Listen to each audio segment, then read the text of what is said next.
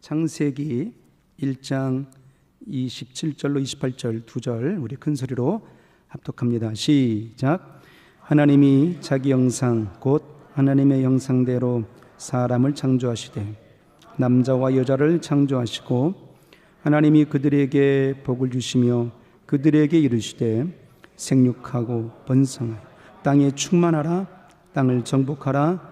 바다의 고기와 공중의 새와 땅이 움직이는 모든 생물을 다스리라 하시니라. 아멘. 올해 중반에 와 있습니다. 가정의 달이죠. 그래서 오늘 이 밤에도 지난 주일에 이어서 가정의 소중함의 분량을 한 번 더 곱씹어 보려고 합니다. 그래서 하나님이 우리의 가정과 우리의 심령들 위해 무엇을 허락해 주셨고, 그리고 우리의 가정들을 통해서 어떤 세계가 이어지게 하시기를 소원하시는지, 그래서 후대에 이어질 거룩한 믿음의 유산이 무엇인지를 오늘 본문 속에서 살펴보면서 은혜를 나눠보려고 합니다. 사람은 태어나면서부터서 부모로부터서 이어받는 것들이 있습니다. 그래서 요즘 유행하는 말들이 있습니다. 부모가 재벌집 아버지면 금수저를 물고 태어났다, 이렇게 말합니다. 아버지가 부자니까 자식도 태어나자마자부터서 아버지의 부요, 아버지의 학벌, 아버지의 직업, 아버지의 인맥을 그대로 이어받는 겁니다. 그래서 금수저를 물고 태어났다라고 말하는 거죠. 그런데 반면에 또 어떤 수저가 있어요? 흙수저가 있어요. 아버지가 너무 가난해. 가진 게 없어. 그래서 부여도 이어받을 수가 없고, 가난하셨으니 아버지가 배운 것도 짧으니 그의 학벌도 이어받을 수가 없고, 직장도 변변치 않으니 그 주변에 인맥들도 시원찮고 해서 이어받을 것들이 아무것도 없어요. 그래서 이러한 분량들을 나는 흙수저를 물고 태어났어요, 이렇게 얘기하는 겁니다. 그런데 흙수저가 밑바닥인 줄 아는데 말이죠, 그보다 더한 세대가 있습니다. 무수저. 아무것도 없어. 아무것도 없어. 눈 씻고 찾아봐도 이어받을 거라고는 아무것도 없는 세대, 무수저라고 말합니다. 연말에 개천에서 용난다고 그랬잖아요. 근데 요즘에는 금수저 아니고서는 흙수저, 무수저를 가지고서는 도저히 성공할 수 없는 시대가 바로 이러한 시대다라는 겁니다.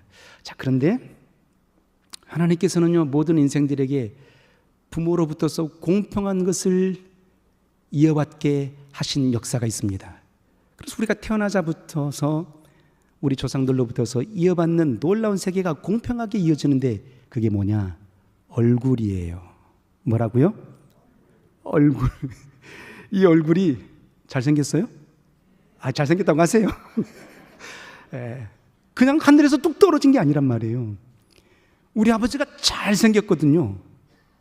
안 믿으시네. 우리 수지면, 제가 시골이 수지면인데 우리 면에서 제일 큰 분이었어요. 1m 84. 그런데 왜 저는 작을까요? 우리 엄마가 작아. 부모로부터서 그대로 이어받는 겁니다. 얼굴을 이어받아요. 눈, 코, 입, 이 이목구비를 닮았다, 이런 의미가 아닌 거죠. 얼굴이라고 말하는 것은요, 우리나라 말에 그 얼이라고 말하는 그 의미를 알죠. 순수하게 얼이라고 말하는 우리나라의 의미는 정신, 영혼, 본질이라는 뜻이 담겨져 있는 거예요. 굉장히 놀라운 영적인 함의를 갖고 있는 거죠. 우리나라 말인데, 순수한 우리나라 말인데. 그래서 얼굴 할 때 그의 얼은 정신을 말하는 거예요. 영혼을 말하는 거예요. 본질의 세계를 말한단 말이에요. 그러니까 나는 부모로부터서 얼굴을 이어받았어야 하게 되면 그냥 눈, 코, 입을, 이목구비를 이어받았어요, 이런 게 아니고 부모의 정신, 부모의 영혼의 세계, 부모의 본질의 세계를 이어받게 되는 겁니다. 그러므로 어떤 역사가 일어나는 거예요. 그래서 굴자는, 얼굴은 동굴이라는 뜻이거든요. 통로라는 뜻이란 말이에요. 그러니까 얼굴은 부모의 정신과 부모의 삶의 모든 역사와 부모의 본질의 세계를 이 얼굴을 이어받게 됨으로 투영되는 겁니다. 부모가 어떻게 살았는지, 부모가 어떤 정신을 갖고 있었는지, 부모가 어떤 세계로 사랑을 했으며, 부모가 어떤 세계로 영적 생활을 했으며, 부모가 어떤 세계로 살아냈는지 그의 얼굴로 투영이 된단 말이에요. 그러니까 우리는 이 얼굴을 이어받음의 역사의 세계를 통해서 부모로서 간직한 인생이라면, 이제 결혼하지 않은 인생이랄지라도 우리 목장의 교우들을 향해서, 그리고 친구들을 향해서, 교우들을 향해서 내가 어떤 얼굴로 대하느냐에 따라서 그들의 심령이 달라지는 거예요. 얼굴은 내 정신을 투영하는 세계인 거거든요. 얼굴은 내 영혼의 세계를 투영한단 말이에요. 얼굴은 내 본질의 세계를 투영해낸단 말이에요. 그러니까 부모가 자손들을 향해서 분노의 얼굴로 표출이 되게 되면 그 자손은 늘 침울한 겁니다. 늘 눌려 있는 겁니다. 이것밖에 못하니? 넌 왜 1등을 못하니라고 그렇게 저주스럽게 그의 얼굴을 대하게 되면, 그 분노의 얼굴을 대하게 되면 그 자손에서 무엇이 투영이 되겠습니까? 성공할 수 없는 짓눌려 있는 세계로 투영이 되는 겁니다. 반면에 부모의 얼굴이 힘들고 어려워도 늘 하나님 앞에 무릎 꿇는 얼굴로 대하게 되면, 하나님 앞에 진실로 예배하고 하나님의 도우심을 구할 수 있는 그의 삶으로 자손들 앞에 그의 얼굴이 비춰지게 되면 그의 자손의 삶이 어떤 역사로 투영이 되겠습니까? 그도 똑같이 힘들고 어려울지라도 좌절하거나 낙심하지 아니하고 하늘의 하나님 앞에 의지하고 무릎 꿇는 인생이 되는 겁니다. 범사에 그러므로 우리 인생의 삶은 어찌해야 되겠어요? 생명의 하나님을 향하여서 깃댈 수 있는 복된 믿음의 얼굴로 우리 자손들에게 대할 수 있는 아름다운 거룩한 조상이 되기를 주의 이름으로서 소원합니다. 지난주 주일날 11시 예배를 끝나고 이제 성도들과 인사를 나누게 되는데요. 로비에서 아빠와 아들이 이렇게 이야기를 나누는 모습을 봤어요. 딱 봐도 아빠와 아들이에요. 키도 비슷해.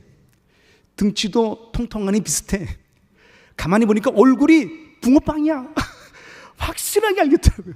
그래서 제가, 그분들은 잘 모르지만 아빠와 아들인가 봐요 그랬더니 맞대. 그래서 옛말에 이런 말이 생각이 나는 거예요. 시도둑은 할 수가 없다. 얼굴이 그대로 나타나니까 말이에요. 그러니까 우리의 모든 삶이 자손들에게 그대로 투영이 되는 겁니다. 우리 믿음의 선진들을 한번 봤으면 좋겠어요. 믿음의 선진들도 자손들을 향해서 그들도 투영되는 얼굴의 세계의 모습으로 살았지 않았겠습니까? 그 역사의 내력들 속에 우리의 믿음의 조상이라고 말하는 아브라함의 세계를 보게 되면 아브라함의 아들 이삭을 향해서 우리 아브라함은 어떻게 그의 아들에게 얼굴을 대해줬을까요? 창세기 22장이 보게 되면 말이에요. 아브라함은 그의 독자 이삭이 12살쯤 되었을 때에 하나님께서 그에게 이렇게 말씀하십니다. 내 독자 이삭을 내가 내게 지시한 산에 가서 곧 모리아 산에 가서 번제로 드리라 한단 말이에요. 그 말씀을 받자마자 아침 일찍 일어났어요.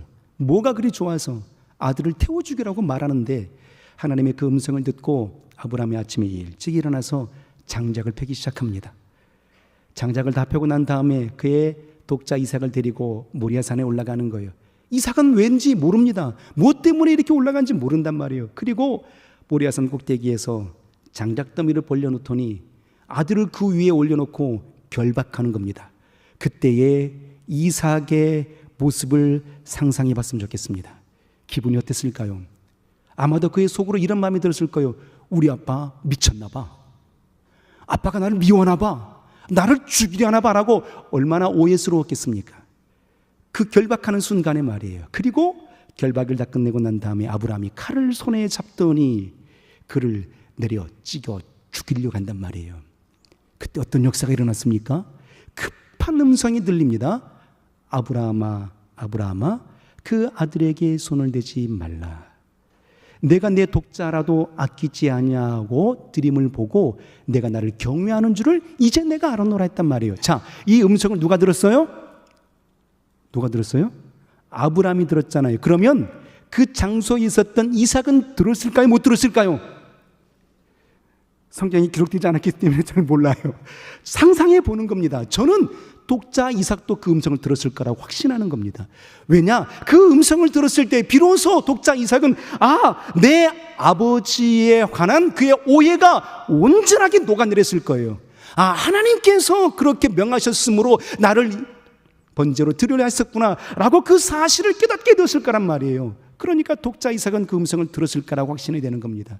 그 음성을 듣자마자 어떤 역사가 일어났습니까? 주변을 보게 되니 순양이 예배되어 있는 겁니다. 그 순양을 향하여서 그를 번제로 드리게 되고 아브라함이 이렇게 말하는 겁니다. 이곳을 여호와 이레라 하리라. 하나님이 예비하셨다. 하나님이 준비하셨다. 하나님이 보셨다라고 그곳의 이름을 여호와 이레라고 말하는 겁니다. 다시 말하게 되면 아브라함은 독자 이삭에게 어떤 얼굴로 보여준 겁니까? 여호와 이레의 얼굴을 보여준 겁니다. 하나님은 준비하시는 하나님이시다. 하나님은 예비하시는 하나님이시다. 하나님은 우리의 모든 삶을 보시는 하나님이시다라는 사실의 역사를 아브라함은 그의 독자 이삭에게 보여줬던 겁니다. 그의 역사를 통해서 그의 이삭이 장성하고 나니 아브라함이 죽고 난 이후에 창세기 26장을 보게 되면 이제 이삭의 역사의 장면이 나오게 되는데, 놀랍게도 창세기의 장면들 속에 이삭의 사건은 얼마 나오지 않습니다. 이삭이 한 일이라고는 창세기 26장이 기록되어 있는데 우물 판 이야기밖에는 없어요.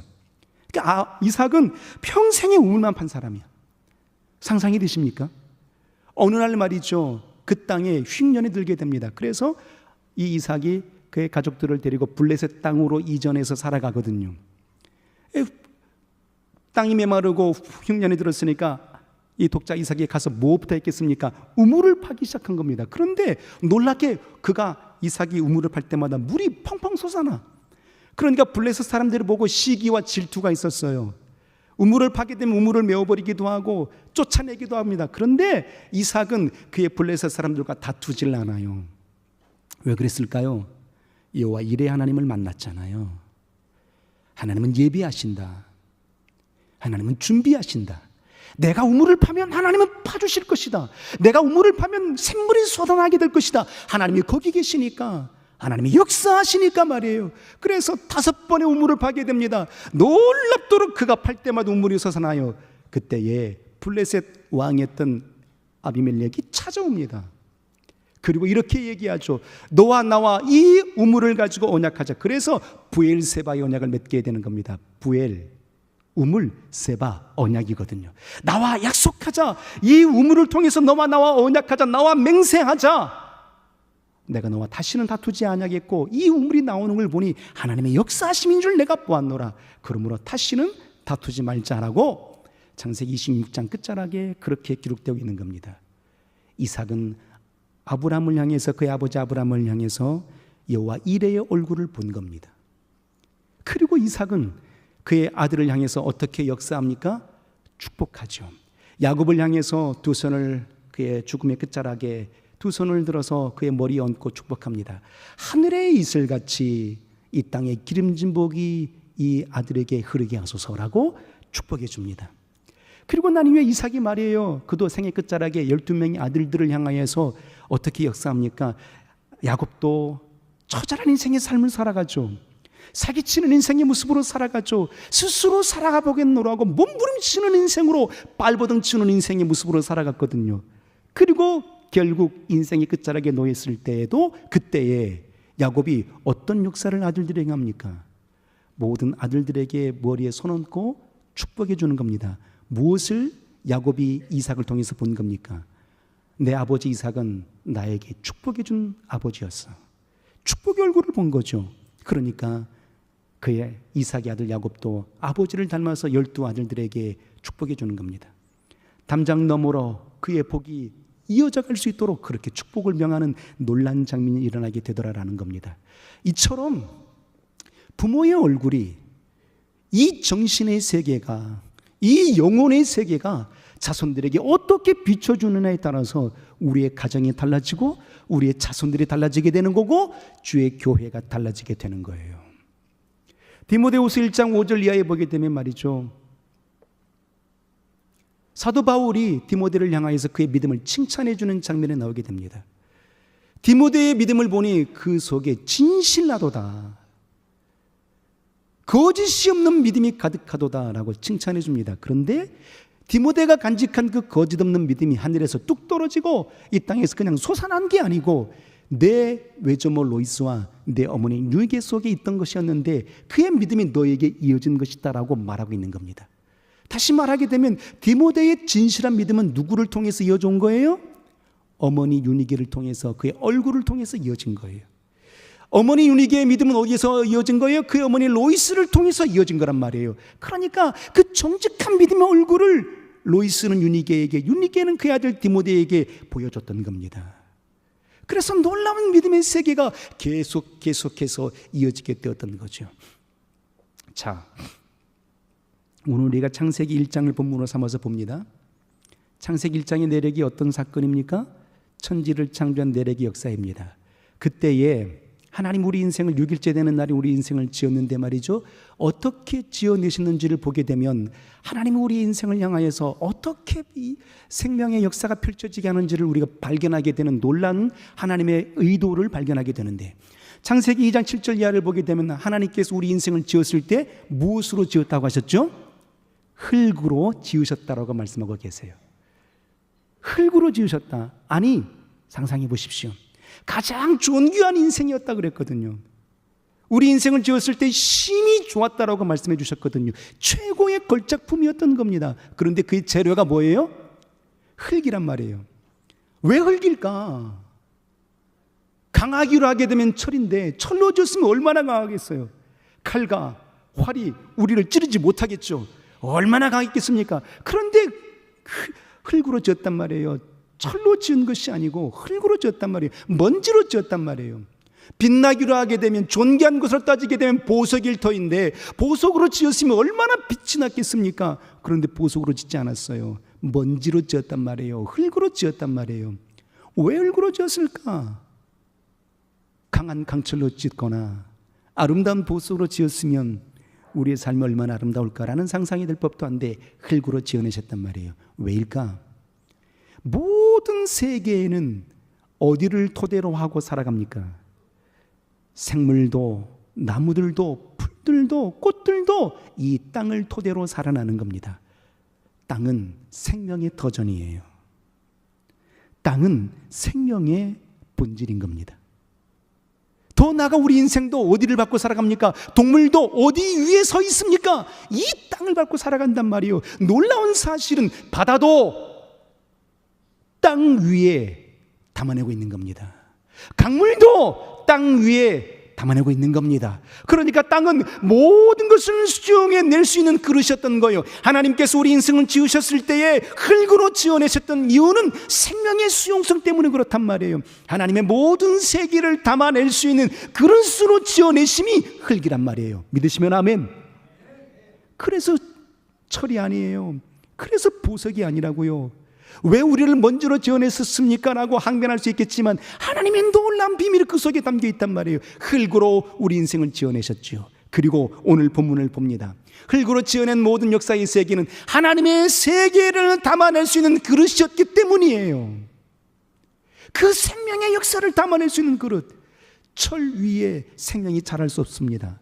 보석 위에 생명이 자랄 수 없습니다. 그러나 흙은 모든 생명이 자라나게 하는 거예요. 하나님의 생명이 자라날 수 있는 공간이란 말이에요.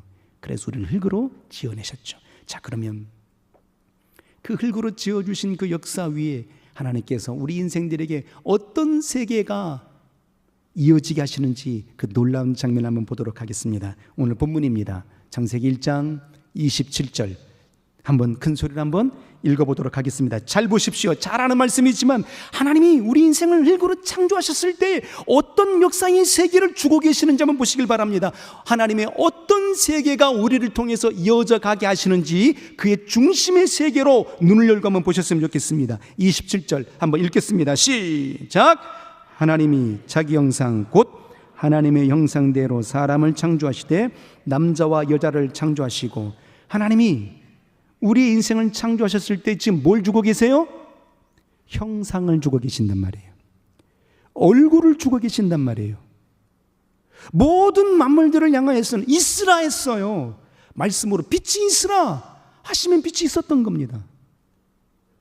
바다가 모이라 하면 바다가 모였던 겁니다. 묻이 드러나라 하시면 묻이 드러났던 겁니다. 그리고 하늘을 향하여서 이럴 성신 있으라면 그대로 있었던 겁니다.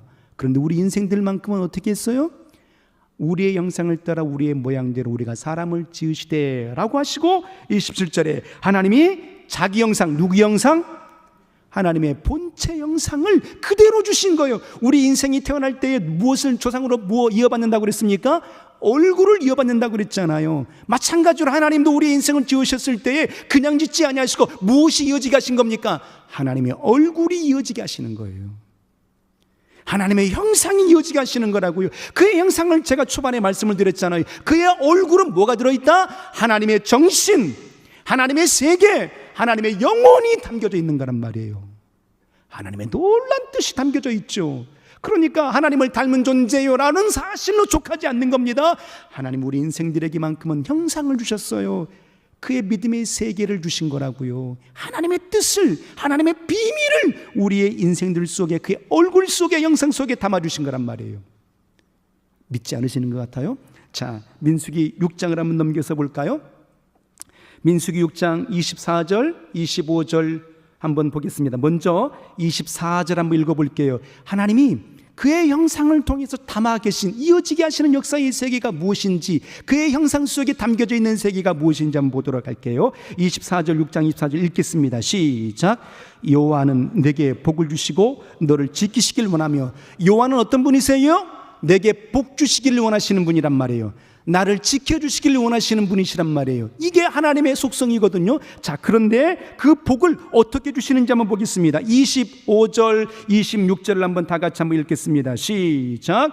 여호와는 그 얼굴로 내게 비추사 은혜 베푸시기를 원하며 여호와는 그 얼굴을 내게로 향하여 드사 평강 주시기를 원하노랄지니라 그랬어요. 하나님은 복 주시는 하나님이신데 그의 복이 어떤 거예요? 하나님의 얼굴이란 말이에요. 지키시고 은혜 베풀어 주시고 평강을 주시는 그의 세계의 복이 어디에서 오는 거예요? 하나님의 얼굴로서 오는 거란 말이에요.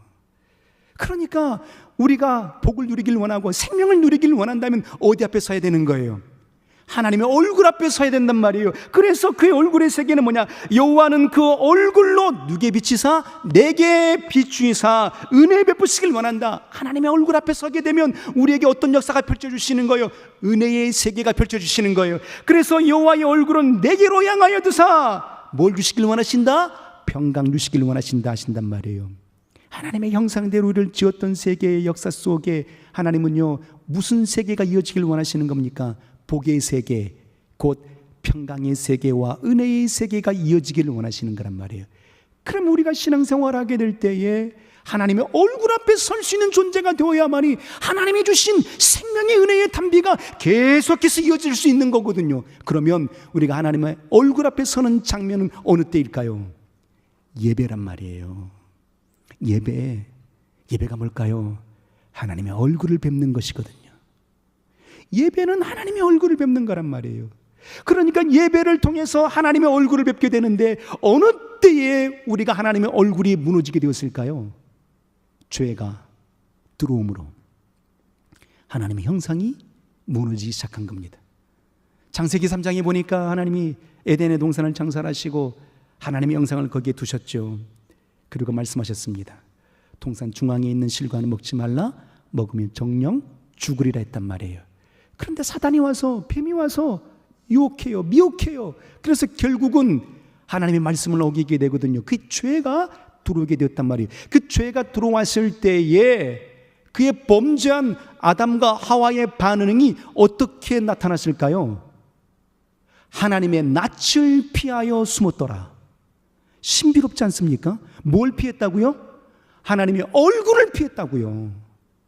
죄의 속성이 뭐냐? 예배를 막는 거예요. 하나님의 형상을 뒤엎는 거예요. 그러니까 시험 드는 사람 예배할까요? 안 할까요?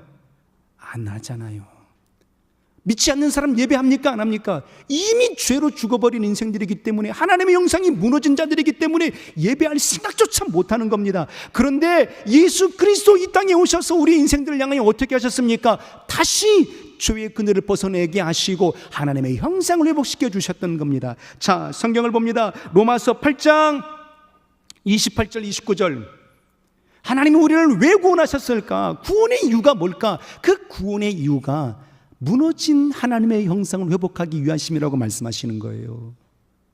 하나님의 얼굴이 이어져 가길 원한단 말이에요. 자, 먼저 28절 한번 읽어볼까요? 로마서 8장 28절 큰 소리 읽습니다. 시작. 우리가 알거니와 하나님을 사랑하는 자 곧 그 뜻대로 부르심을 입은 자들에게는 모든 것이 합력하여 선을 이루느니라. 우리가 알거니와 그랬어요. 하나님을 사랑하는 자 곧 그의 부르신 뜻에 합당한 자들은 어떤 자들이냐? 곧 구원받는 자들인데, 이 구원받는 자들은 합력하여 선을 이루게 된다. 자, 그런데 합력하여 선을 이루게 되는 역사가 뭐로 나타날까? 29절 한번 읽겠습니다. 시작. 하나님이 미리 아신 자들로 또한 그 아들의 형상을 본받게 하기 위하여 미리 정하셨으니 아멘. 무엇을 본받게 하기 위해서? 그 아들의 형상을 본받게 하기 위해서라고 말하는 거예요. 우리를 왜 구원하셨느냐? 구원의 이유가 뭐냐? 무너진 하나님의 형상을 회복하기 위하심이라고 말씀하시는 거예요. 그러니까 하나님의 형상 회복은 언제 일어나느냐? 주의 얼굴 앞에 설 때예요. 온전한 예배 성공이 이루어질 때에 그의 무너진 형상이 회복이 되는 겁니다. 하나님의 뜻과 하나님의 진리와 하나님의 사랑과 하나님의 영광의 역사가 이 예배 성공 속에서 다시 회복이 일어나는 거예요. 그러니까 예배는요, 찬송 몇 곡 부르고 말씀 듣고 기도하고 가면 예배다, 이런 게 아니란 말이에요. 진실한 예배는 모든 삶 속에서 하나님의 얼굴을 대면할 수 있는 역사의 세계가 예배인 겁니다. 그러므로 예배를 등한히 하지 마십시오. 이스라엘 민족이 애굽에서 430년 동안 종으로 살았잖아요. 그리고 그들이 드디어 모세의 손에 이끌려서 광야로 출애굽하게 됩니다. 그때 모세가 바로를 향하여서 그의 백성을 출애굽시키고자 원할 때에 하나님의 말씀을 출애굽기 5장 1절, 2절, 3절 이하에 대언하게 되는데, 뭐라 바로에게 대언합니까? 하나님께서 내 백성을 출애굽하라 하셨다. 광야에서 하나님을 섬기리니, 광야에서 희생의 예배를 드리리니 라고 하나님이 보내라 하셨다라고 말하는 겁니다. 광야에서 희생의 절기를 지키고 광야에서 예배하기 위해서 그들을 이끌어내라 하셨던 겁니다. 잘 먹고 잘 살기 위해서, 그저 가나안 땅에 가기 위해서 그를 출애굽을 명한 게 아니라 뭐 하기 위해서요? 예배 성공을 위해서 그들을 출애굽시켜 내신 겁니다. 무너진 예배, 무너진 하나님의 영생을 회복하기 위해서 그들을 불러내신 거란 말이에요. 그래서 결국 그들은 어디를 향하여 갈까요? 가나안 땅을 향하여 가는 겁니다. 우리는 상상합니다. 가나안 땅은 젖과 꿀이 흐르는 곳이라고. 물론 그렇습니다. 그런데 그것만 상상할 수가 없는 겁니다. 왜 굳이 가나안 땅을 가야 됐을까요? 하나님만을 온전히 섬길 수 있는 그곳이 가나안 땅이었기 때문이에요. 하나님의 얼굴을 바라볼 수 있는 곳, 그곳이 가나안 땅이란 말이에요. 지금 우리가 신앙생활하고 있는데 이 신앙생활의 여정은 광야의 여정인 겁니다. 결국 어디를 향하여 가고 있는 겁니까? 새하늘과 새 땅을 향하여 가고 있는 겁니다. 결국 우리가 새하늘과 새 땅에 임재하게 되면, 동참하게 되면 어떤 세계가 펼쳐질까요? 비로소 주의 영광의 얼굴을 대면하여 뵙는 거예요. 이게 진실한 신앙인 겁니다. 그래서 하나님께서 우리 인생을 지으셨을 때에 가장 먼저 이어지게 한 게 뭐예요? 하나님의 형상을 이어져 가게 하신 겁니다. 그래서 우리는 스스로에게 질문하셔야 돼요. 과연 나는 하나님의 형상으로 문영혼들을 바라보는가? 내 가정은 하나님의 형상으로 펼쳐지는가? 우리 교회가 하나님의 형상으로 온전해 있는가? 물어보셔야 되는 겁니다. 그리고 그 하나님의 형상을 통해서 받은 존재들을 향해서 다시 창세기 1장 본문 1장 28절 한 번 더 읽어보도록 하겠습니다. 하나님의 형상을 이어받는 세계자들을 향해서 다시 하나님은 이렇게 말씀하십니다. 창세기 1장 28절 한번 읽고 마치도록 하겠습니다. 읽겠습니다. 시작. 하나님이 그들에게 복을 주시며 그들에게 이르시되 생육하고 번성하여 땅에 충만하라. 땅을 정복하라. 바다의 고기와 공중의 새와 땅에 움직이는 모든 생물을 다스리라 하시니라 그랬어요. 하나님의 형상을 이어주게 하셨죠. 하나님의 세계를 이어주게 하신 겁니다. 평강의 세계, 생명의 세계, 은혜의 세계를 이어주게 하셨어요. 그리고 그 이해받은 자들에게 뭐라고 말씀하시는 거예요? 그들에게 뭘 주셨어요? 복을 주시며입니다. 축복하시는 겁니다. 하나님의 축복이 이어져 가게 하는 거예요. 아브라함을 향해서 말씀하시죠. 내 아비와 본토와 친척을 떠나서 내가 내게 지시할 땅으로 가라. 그리하면 내가 뭐가 된다? 내가 큰 민족을 이루겠고 너는 무슨 조상이 된다? 복의 조상이 된다. 내가 복의 근원이 될 것이다 그랬단 말이에요. 근원이란 말은 원래 번역이 그렇게 근원이란 말이죠. 오리지널 말은 성경에 없거든요. You shall be blessing. 내가 복이야 라고 말하는 겁니다. 내가 복이야 라고 말씀하시는 거 언제요? 하나님이 축복하셨으므로 우리는 복이 된 자들인 겁니다. 그래서 오늘 본문에 이렇게 말씀하시는 거죠. 번성하여 땅에 충만하라. 뭐가 충만하게 하시라고요? 복이 충만해지도록 이어지게 하라는 겁니다. 그래서 문영원을 바라볼 때 어떻게 되겠어요? 저주스러운 눈빛으로 보는 게 아니에요. 정죄의 눈빛으로 보는 게 아닌 겁니다. 축복해줘야 되는 겁니다. 축복이라는 것은요, 좋은 말 해주는 거예요. 복이 있으라, 생명이 있으라, 은혜 받으라, 형통하라 라고 이게 축복인 거거든요. 그래서 아브라함이 그의 독자 이삭에게 복을 빌어줬던 것이고, 독자 이삭은 그의 야곱에게 복을 빌어줬던 것이고, 야곱도 12 아들들에게 복을 빌어줬던 겁니다. 축복이 이어지게 하신 겁니다. 자손들을 향해서 매일처럼 손 얹어 축복해 주시고, 문영혼들을 향하여서, 교회를 향하여서 축복을 이어지게 할 수 있는 복된 세대가 되기를 주 이름으로 소원합니다. 그리고 마지막으로 이렇게 말씀하셨죠. 다스려라. 사명입니다. 사명이 이어지게 해야 되는 거예요. 하나님의 동산을 관리할 수 있는 존재, 하나님의 교회를 관리할 수 있는 존재, 내게 맡겨준 영혼들을 영혼, 생명으로 살려낼 수 있는 그의 존재의 사명을 받은 자들이란 말이에요. 그러므로 온전하게 믿음의 사명이 이어지게 될 수 있는 아름다운 심령들이 되시기를 주님의 이름으로 축복합니다. 우리는 하나님으로부터서 뭘 받았어요? 형상을 받은 존재예요. 그 형상이 이어지게 해야 되지 않겠습니까? 축복을 받았어요. 사명을 받았어요. 그의 모든 세계가 믿음의 거룩한 유산으로 모든 세대들에게 이어지게 할 수 있는 아름다운 세대가 되시기를 주님 이름으로 축복합니다. 은혜 받았으니, 하나님의 얼굴을 보고 은혜 받았으니 은혜의 세계를 펼칠 수 있는 복된 심령 되시기를 주님의 이름으로 축복합니다. 할렐루야. 우리 찬송합니다.